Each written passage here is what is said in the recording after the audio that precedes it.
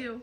Steve and Megan, we are so blessed to have you in our life. Thank you for your abundance of amazingness. Thank you.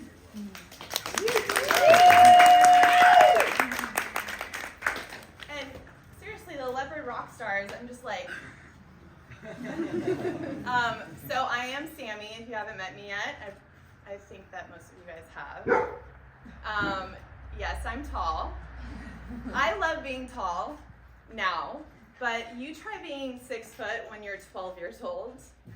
I spent most of my middle school dances trying to convince everyone I wasn't a chaperone. You've heard of ugly duckling syndrome? I was more like the giraffe surrounded by flamingos.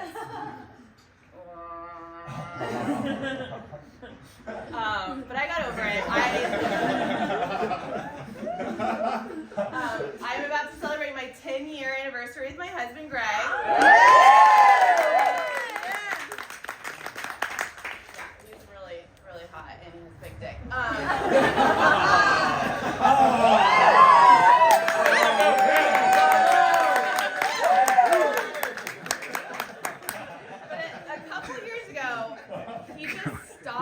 Interested in sex, and it was a bummer. I tried everything to spice things up, but nothing worked. It really triggered my inner giraffe PTSD. He'd be like, "Not tonight, honey," and I'd be like, but we found out it was low testosterone, and I am still hot.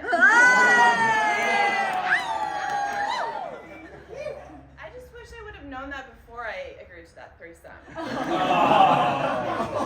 I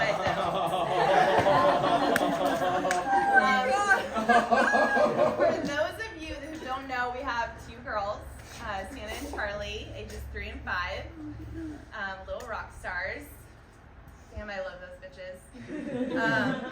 You know, I love being a mom, I really do, but sometimes it's hard. It's hard being a parent. What's hard about it is that you have to be kind, even when your kid is being an asshole.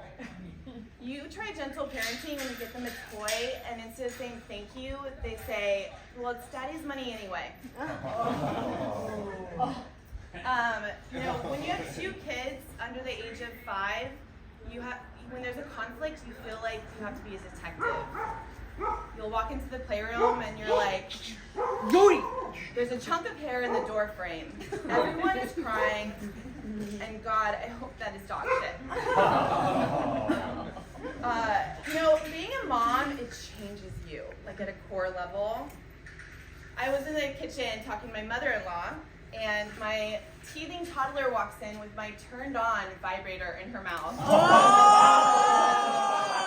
And the first thing I say out loud is, God, I hope I wash that. You know, because I don't want her sucking on my cum. We got it. You know, living with 2 kids is a lot like living in a psych ward. There's a lot of kicking and screaming and crying, and that's just me. You know,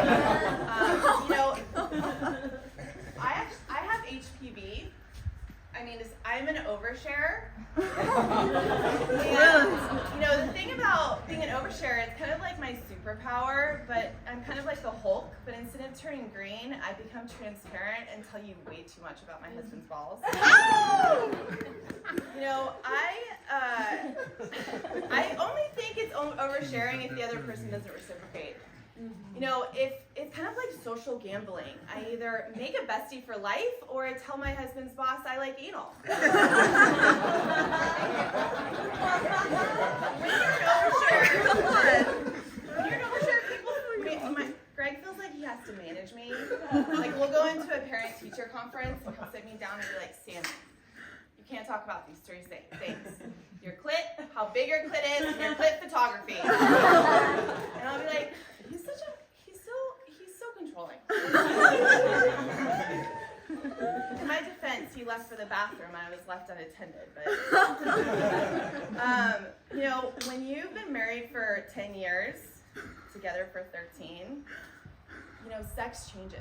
Like over time, role play just becomes more honest. Like I'll walk in with my sexy nurse outfit and I'm like, baby, tell me what you want. And he's like, I want you to be on medication.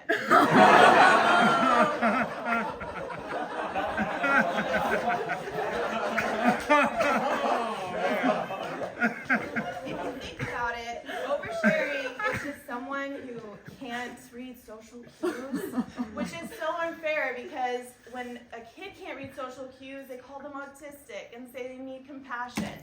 When I can't read social cues, they call me an Uber and say I can't come back to brunch. Oh!